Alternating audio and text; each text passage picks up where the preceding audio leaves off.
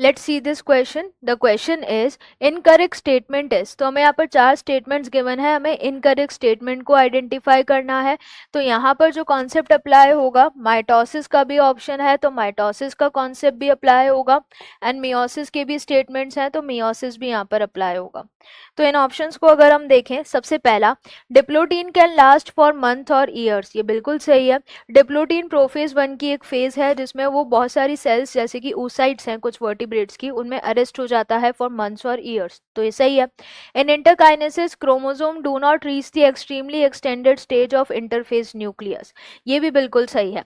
Interkinesis एक बीच की stage है, बीच की स्टेज कौन सी, मियोसिस 1 और मियोसिस 2 के बीच में, जिसमें यहाँ पर क्या हो रहा है कि क्रोमोसोम्स को फिर से हमें यहाँ पर क्या करना है, कंडेंस करना ही है आगे जाके प्रोफेज 2 में, तो इसलिए वो कंप्लीटली यहाँ पर डीकंडेंस नहीं होते हैं इंटरकाइनेसिस में। तो इंटरकाइनेसिस में क्रोमोसोम्स जो हैं एक्सट्रीमली एक्सटेंडेड स्टेट, एक्सटेंडेड मतलब खुल के क्रोमेटिन के धागे बन जाना, वैसा पूरा नहीं हो रहा है। मियोसिस 2 एक इक्वेशनल डिवीजन है जिसमें क्रोमोसोम नंबर पेरेंट का कंजर्व्ड है डॉटर सेल्स में। मियोसिस 2 इक्वेशनल है माइटोसिस की तरह, क्योंकि जो क्रोमोसोम नंबर है जो पेरेंट सेल का जो मियोसिस 2 करेगी वो कैसा होगा, डॉटर सेल्स में भी जाएगा, तो ये सही है।